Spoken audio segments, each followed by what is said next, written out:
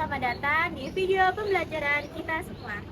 Saya Keisha Delia Anggraini dengan NPM 25042010183. Perkenalkan, nama saya Madia Mandarifa dengan NPM 250420101094.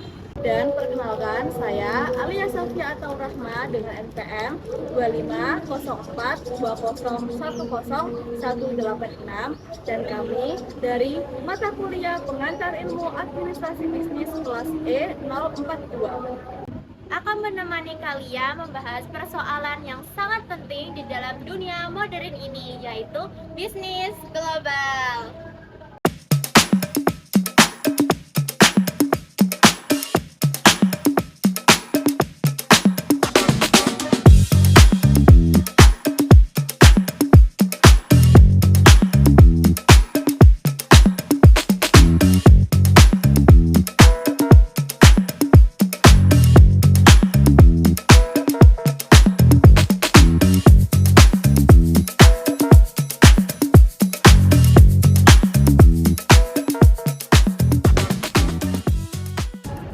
Di zaman sekarang, hampir semua pakaian yang kita pakai itu berasal dari kerjasama antar negara.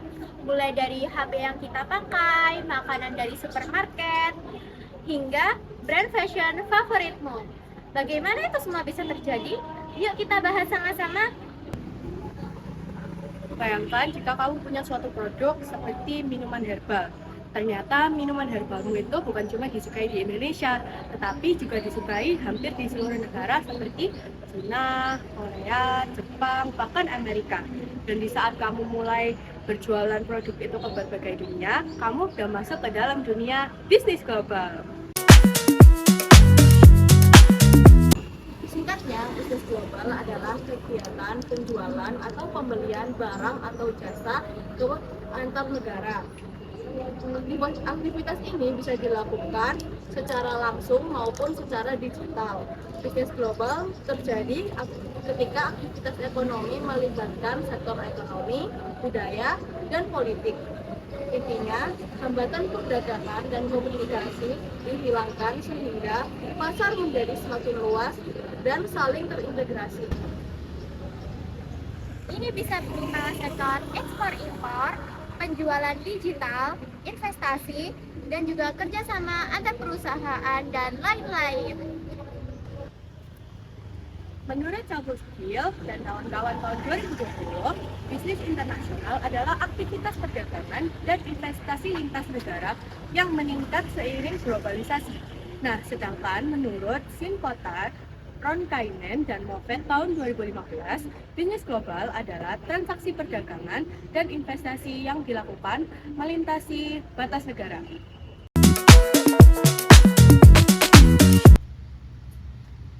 Sekarang, ayo kita masuk apa sih tujuan dari bisnis global itu?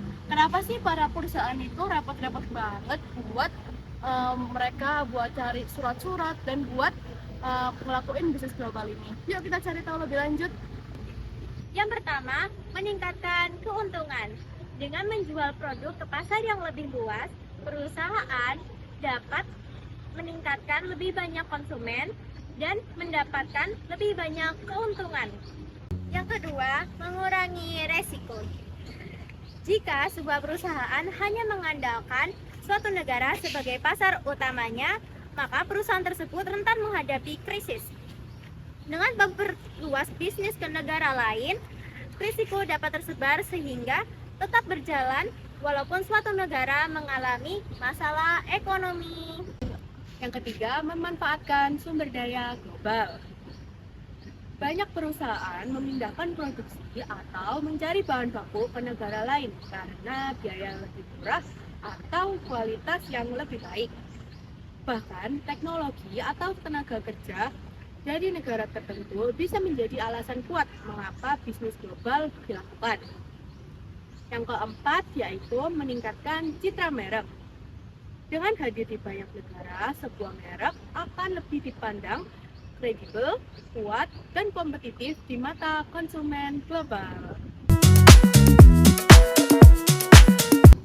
Bagaimana sih caranya kita buat mengenali kalau misalnya suatu bisnis itu adalah bisnis global atau tidak? Gimana ya caranya? Nah, yang pertama, salah satu ciri dari bisnis global adalah bisnis dilakukan oleh penduduk negara satu kepada negara lain. Yang kedua, penjual dan pembeli itu terpisah oleh batasan yang disebut oleh negara. Yang ketiga, barang yang diperdagangkan harus dikirim antar negara dan mengikuti aturan relasi di negara tujuan. Kemudian yang keempat, bisnis terjadi karena adanya perbedaan keunggulan seperti keunggulan konsumer, komparatif, dan komparatif.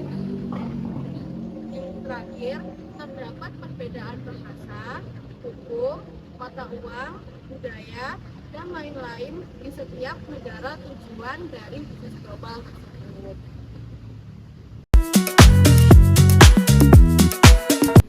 Nah, selanjutnya kita akan mengenali apa saja contoh-contoh dari bisnis global. Yang pertama, ada ekspor. Ekspor adalah proses transportasi barang dan komoditas dari suatu negara di negara lain. Ekspor merupakan suatu kegiatan penjualan dalam bentuk produk unggulan dalam negeri maupun jasa yang diproduksi oleh negara dan akan dipasarkan dalam ranah internasional. Nah, yang kedua ada kegiatan impor. Kegiatan impor adalah kegiatan memasukkan barang unggulan dalam negeri maupun jasa dari luar negeri ke dalam wilayah pabean atau suatu negara untuk memenuhi kebutuhan domestik, memperoleh bahan baku, teknologi, atau barang yang tidak diproduksi di dalam negeri sendiri. Yang ketiga, ada waralaba atau franchise sistem bisnis, di mana pemilik merek atau sistem usaha memberikan hak kepada pihak lain untuk menggunakan merek, produk, dan sistem operasionalnya untuk menjual barang atau jasa dengan imbalan biaya awal franchise fee, dan royalti memungkinkan franchise menjalankan bisnis yang sudah terbukti berhasil dengan lebih mudah. Contoh dari waralaba adalah Indomaret dan es krim Mixu. Pasti sudah nggak asing kan? Keempat, ada kontrak manajemen, yaitu perjanjian ketika suatu perusahaan diminta mengoperasikan perusahaan lain di negara yang berbeda. Kelima, ada kontrak manufaktur, yaitu kerjasama produksi antara produsen dengan perusahaan manufaktur lainnya di luar negeri untuk memproduksi suatu barang yang sudah disepakati. Keenam, ada investasi portofolio. Nah, investasi portofolio yaitu pembelian surat berharga seperti saham dan obligasi di pasar internasional. Dan terakhir, joint venture atau patungan, yaitu ketika dua atau lebih perusahaan yang bekerja sama untuk membuat bisnis baru di suatu negara tertentu yang sudah disepakati.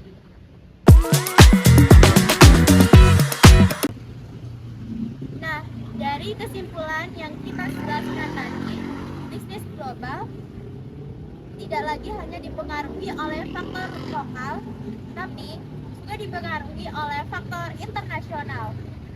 Ada aspek politik, ekonomi, teknologi, budaya, dan lingkungan yang membuat bisnis global semakin kompleks. Dika.